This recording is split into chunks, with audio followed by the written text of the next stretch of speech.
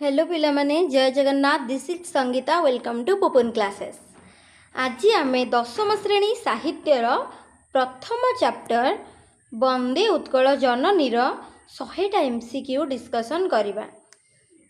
Okay, जोटी कि कवि परिचय शब्दार्थ भावार्थ व्याकरण सब किसी भितर रहिबो। Let's start.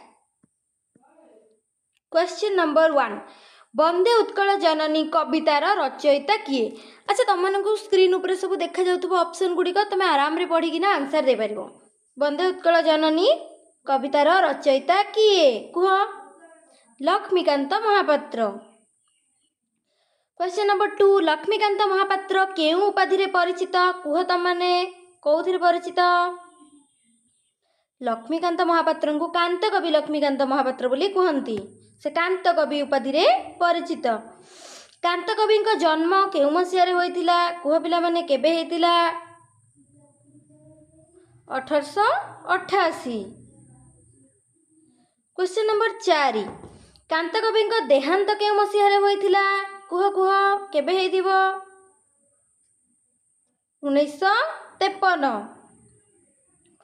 कांत कवि पैतृक ग्राम केउटी? सत्यभामापुर, तालपदा, वीरनरसिंहपुर, काप्तिपदा। कौन हम पिला माने कुह? तालपदा। कांत कवि पैतृक ग्राम केउ सहर निकट में अवस्थित कुह? तुम तो सब विषय पढ़ी सारी। कौन हम उत्तर कुह? भद्रक। कांत कवि पिता नाम कौन कुह? चौधरी भागवत प्रसाद सामंतराय महापात्र। कांत कवि माता नाम कौन? राधामणि देवी। कौन? राधामणि देवी। कहार प्रेरणा रे लक्ष्मीकांत संगीत रे मनोनिवेश करथिले कुह पिला माने? कौन हब? कौन हब? बाबाजी रामदास। कांत कवि केउ पत्रिकार प्रतिष्ठाता संपादक थिले कुह? एटा तो तुम बहुत भल भाव जानिथिबो। यार उत्तर हब डगर। डगर पत्रिका केउ मसीह रे प्रकाशित होइतिला? केबे हेतिला? 1937 मसीहा। कांत कवि प्रसिद्ध उपन्यास केउटी कुह? कौन? 6 मण 8 गुंठ ना कोणा मामू ना प्रायश्चित? 6 मण 8 गुंठ। सॉरी 6 मण 8 गुंठ आमर फकीर मोहन सेनापति लिखिथिले। कोणा मामू हब उत्तर। कोणा मामू कांत कवि प्रसिद्ध उपन्यास। जीवन संगीत केउ प्रकारर रचना कुह पिला माने? जीवन संगीत टी गोटे संगीत गुच्छ टाइप रो हमको लागे कि नहीं? संगीत टाइप रो, जेतु एटी संगीत शब्द टी लागिची संगीत गुच्छ। देही पद पल्लव मुदारम केउ प्रकारर कृति कुह? एटा गोटे गप ना, गल्प संकलन हो परिवार यार उत्तर। कांत कवि लोकप्रिय गल्प केउटी कुह? बहुत पॉपुलर माने गल्प सेटा तांकर कुह? कौन? बुढ़ा शंखारी। शरीर माध्य कौन? शरीर माध्य कौन कुह? कौन शरीर माध्य? सेटा गोटे प्रबंध ना, गोटे विषय अटे, प्रबंध संकलन। वंदे उत्कल जननी केउ प्रकारर कविता कुह? हास्यरसात्मक ना प्रेममूलक ना देशात्मबोधक ना शोकमूलक कुह? कौन? देशात्मबोधक। यही भली क्वेश्चन सबू आसीबो तमर परीक्षा रे। वंदे उत्कल जननी विषय इच एंड एव्री क्वेश्चन तुम जदि 100टा जाक क्वेश्चन पढ़ी दौच ना, किछि भी आ सर्ट क्वेश्चन ए विषय पढ़ा आवश्यक नहीं। पूरा 100 आउट ऑफ 100 क्वेश्चन तुम भल से जदि मन रखी दौच, या भितर निश्चित क्वेश्चन आसथिबो वंदे उत्कल जननी चैप्टर रो बोर्ड एग्जाम रे। वंदे उत्कल जननी कहार राज्य संगीत? वंदे उत्कल जननी पा आम राज्य कौन? ओडिशा। वंदे उत्कल जननी प्रथमे केउ अधिवेशन रे गान करा जाइतिला कुह? केउठी? उत्कल सम्मेलन रे गान करा जाइतिला हला। कवितार मुख्य विषय कौन कुह पिला माने? कवितार मुख्य विषय कौन हेइथिबो? उत्कल मातांक गौरव। आम उत्कल मार गौरव आमे केमती गाइबा कवितार सेही कथा कुआ जाइछि। वंदे शब्दर अर्थ कौन? वंदे शब्दर अर्थ कौन? वंदना करे। जननी शब्दर अर्थ कौन? तुम तो भल भाव जानिथिबो। जननी माने माँ, आम माँ को मातृमयी जननी बोली कहंती। तो एटा आंसर हबो माता बा माँ। चारु शब्दर अर्थ कौन? चारु चारु शब्दर अर्थ कौन हेतियो बोली तमे भाबुच? चारु हास्यमयी। चारु मतलब सुंदर हैला। चारु हे आसीगला से क्वेश्चन टी। चारु हास्यमयीर अर्थ कौन? चारु माने सुंदर, हास माने हस, मयी मयी मतलब जे गोटे अधिकार सब्यस्त करे बा अधिकारिणी। सुंदर हस्तर अधिकारिणी। चारु माने सुंदर, हास माने हस, मयी माने अधिकारिणी हैला। चारु भाषमयी कौन? चारु माने तो तुम प्रथम शुणीदेल कि चारु माने सुंदर बा मधुर हो पार है। भाष माने भाषा, मयी माने जुक्ता है, मधुर भाषा जुक्ता। ओके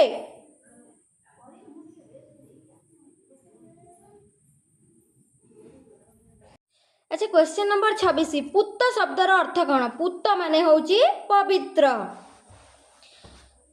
पयोधी शब्दर अर्थ कौन? सबु ए शब्द गुड़ाक से वंदे उत्कल जननी रे अछि हैला। पयोधीर अर्थ हेउची समुद्र। विधौत शब्दर अर्थ कौन? विधौत माने धोई होउथिबा। तीरा शब्दर अर्थ कौन? तीरा शब्दर अर्थ कौन पिला माने कुह? तटदेश ना पर्वत ना जंगल ना ग्राम, तीरा तटदेश। तटिनी शब्दर अर्थ कौन? शुभ्र तटिनी कूल शिखर समीरा। कुह तटिनी शब्दर अर्थ होची नदी। शिखर शब्द हे सांगे सांगे को शिखर शब्दटी आसीगला। शिखर शब्दर अर्थ कौन? जलकणा। नदी सहित जलर रिलेट रही ना रिलेशन, तो हेटा जलकणा। समीर माने तो तुम जानिच, समीर माने होची पवन। राजित शब्दर अर्थ कौन? राजित माने होची शोभा पाउथिबा। भूधर शब्दर अर्थ कौन? कुह? भूधर माने होची पर्वत। विहंग शब्दर अर्थ तुम तो छुआ बेले पढ़ी पढ़ी आस, विहंग होची पक्षी। शाली शब्दर अर्थ कौन? कुह? शालीर अर्थ होची धान। नेत्र शब्द अरे भाई नेत्र तो तुम समस्ते जानी नेत्र मान है चक्षु। उट्टज शब्दर अर्थ कौन? उट्टज कुह पिला माने? उट्टज माने होची कुटीर। मंडित शब्दर अर्थ कौन? मंडितर अर्थ होची सुसज्जित। पिला माने मन दे पढ़, बुझी पारुछ कि नहीं? बोर्ड एग्जाम बहुत जल्दी आसी जीव। तुम हाथ पाहांतारे कबाट ठक ठक कलानी, तुम माने से अनुसार शीघ्र शीघ्र पाठ पढ़। कलाबली शब्दर अर्थ कौन? कलाकृति समूह। तीर्थचय शब्दर अर्थ कौन? तीर्थचय शब्द होची तीर्थ स्थान समूह। सुरवर शब्दर अर्थ कौन? सुरवर होची श्रेष्ठ वीर। दर्पित शब्दर अर्थ कौन? दर्प माने आमे समस्ते जानिचे, दर्प माने गर्व, दर्पित माने गर्वित। गोटे रूढ़ी नहीं, अति दर्पे हता लंका। दर्प माने गर्व, अति गर्वरु लंका भी ध्वंस हो जाइतिला। गेह शब्दर अर्थ कौन? गृह। अरि शब्दर अर्थ कौन? अरि माने कौन? अरि माने होची शत्रु। मित्रर विपरीत शब्द होची शत्रु। शोणित शब्दर अर्थ कौन? शोणित माने रक्त। कृतवर कहिले काहाकू बुझाए? तमने निजे कुहटा कृतवर कहिले किए? गुणी एवं विद्वान व्यक्ति माने होचंती कृतवर। तमन सब क्वेश्चन को देखि कहिबे को आगे चेष्टा कर, तापरे उत्तरटी को देख। कविकुल मौलिर अर्थ कौन? श्रेष्ठ कवि। अनिंद्य शब्दर अर्थ कौन? कुह? अनिंद्य शब्दर अर्थ कौन? निंद्या। निंद्या माने कौन? निंदा बा जनकू अपमान दबा, निंदा दबा, तार विपरीत शब्द होची अनिंद्या। अनिंद्यार अर्थ कौन ही परिबो? निंदार विपरीत होची कौन? प्रशंसा। तो अनिंद्यार प्रशंसनीय। चिरशरण्ये शब्दर अर्थ कौन? सर्वदा शरण प्रदानकारिणी। जेहेतु एटी शरण शब्दटा रही, एठी तो ओनली एठी शरण अछि, एठी नाही एठी नाही एठी नाही, तो एटा हबो आंसर हैला। कवि काहाकू चार हासमय बोली कहिसंती कुह आम उत्कल माँ को से चार हासमय बोली कहिसंती, उत्कल जननी आम माँ। उत्कल जननी शरीर को किए धोई देउछि, कुह किए धोई देउछि, समुद्रर पवित्र जल। उत्कलर समुद्रकूल केउ वृक्षरे सुशोभित, कुह एटा तो विषय से जो कविताटी देइछि, ताल ओ तमाल। नदीकूलर पवन कौन बहन करुछि, नदीकूलर पवन जलकणा गुड़ी को बहन करुछि। उत्कल जननी अंग केउथिरे शोभित, उत्कल जननी अंग घंच वनभूमि रे शोभित। नील पर्वतमाला कहा परी शोभा पाउछि, कुह नील पर्वतमाला तरंग परी शोभा पाउछि।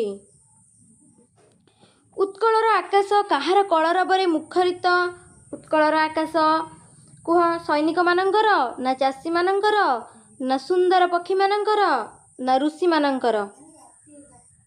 अच्छा उत्कलर आकाश रे कोन सैनिक माने रहउचंती कि ना, चाषी माने रहउचंती कि ना, ऋषि माने रहउचंती कि ना, सुंदर पक्षी माने ही सेठी रहउचंती। उत्कलर खेत केउ शस्य रे सुशोभित, कुहटा कौन हबो, आम उत्कल रे कौन आमर गोटे होची कौन धान प्राधान्य, उत्कल आमर धान एठी अधिक हुए, तोरा आंसर हबो धान। उत्कल जननी नेत्र केउथिरे उद्भासित, उत्कल जननी नेत्र ज्ञान और विज्ञान रे उद्भासित। उत्कल भूमि कहार कुटीर द्वारा पवित्र, आम उत्कल भूमि कहार कुटीर द्वारा पवित्र, जोगी ऋषि मानक कुटीर द्वारा पवित्र। उत्कल देश केउथिरे मंडित, आम उत्कलर देश सुंदर सुंदर मंदिर मानक द्वारा मंडित। उत्कल जननी बेश केउथिरे शोभित, उत्कल जननी बेश चारुकलाकृति रे शोभित।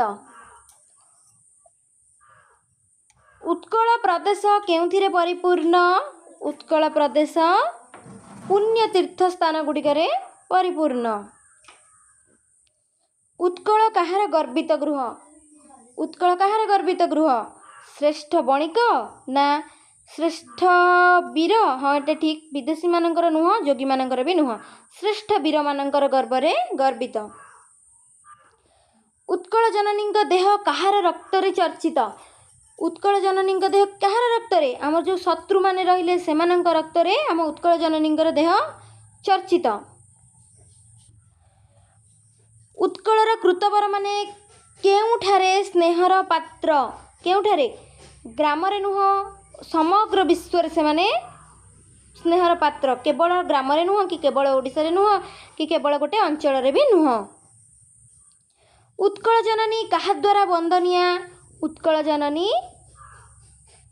श्रेष्ठ कवि और सुयोग्य संतान मानक द्वारा वंदनिया।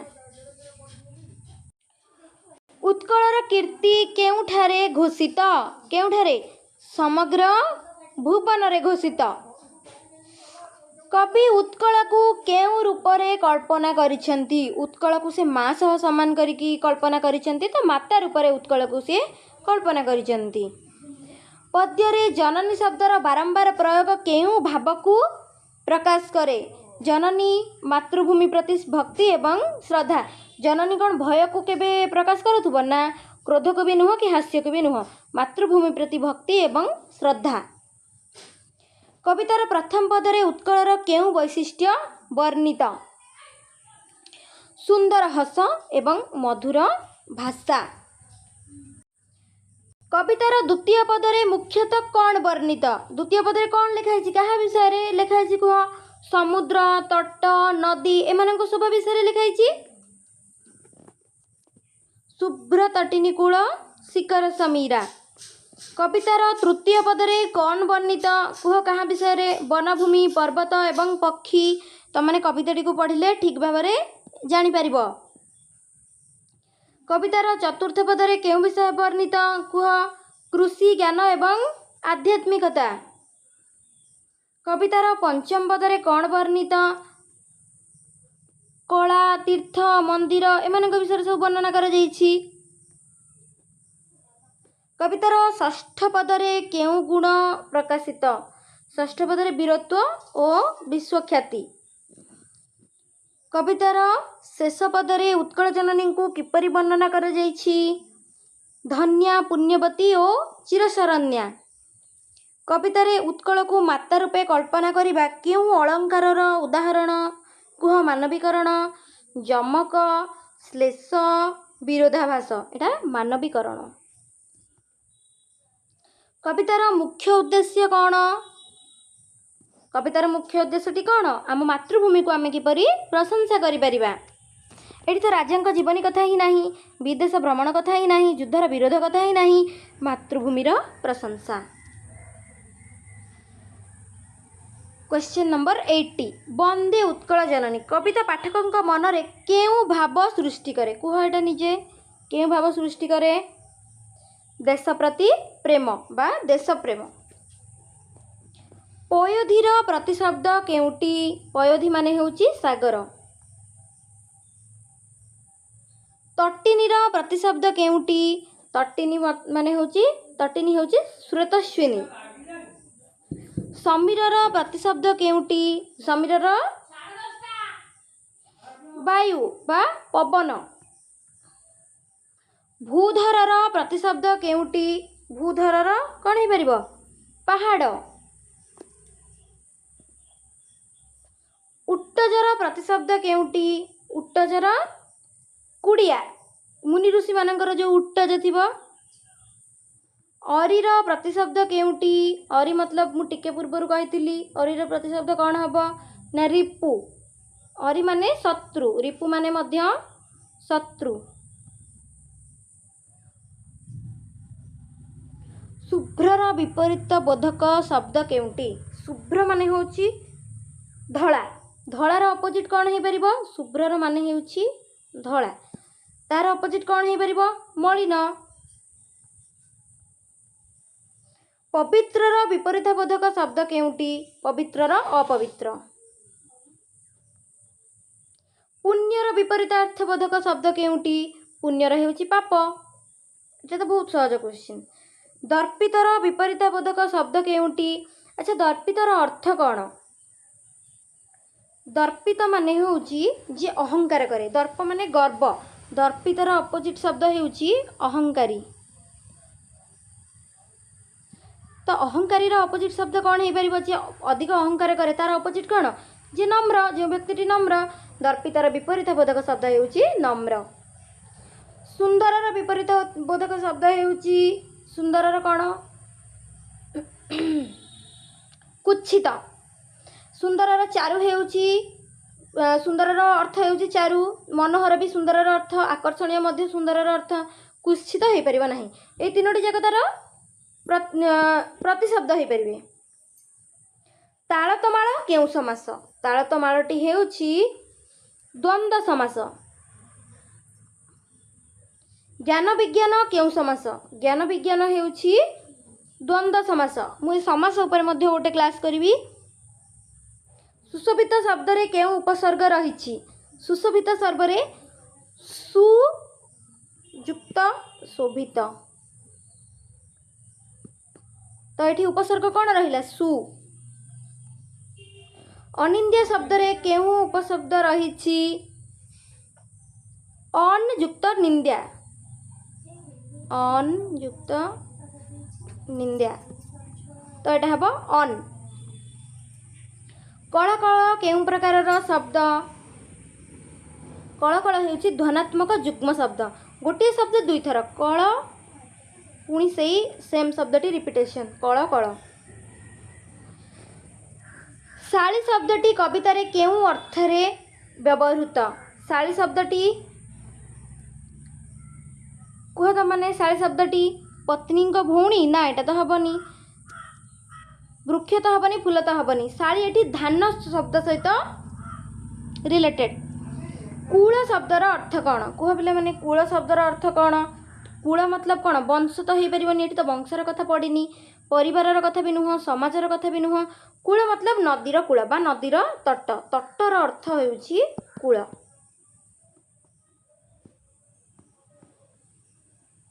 ସୁର ଶବ୍ଦର ଅର୍ଥ କ'ଣ? ଦେବତା, ବୀର, ଋଷି, କବି।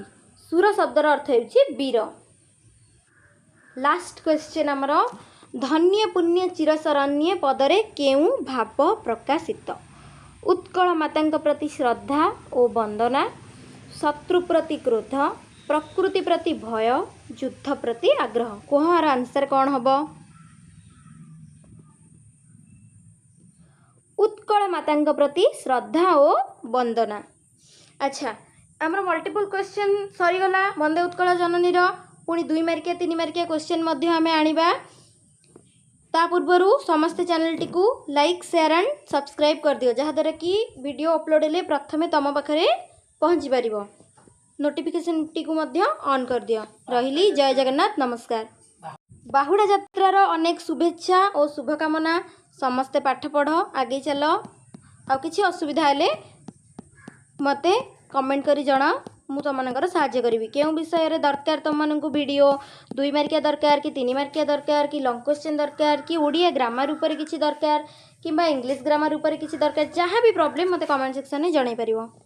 ଜୟ ଜଗନ୍ନାଥ।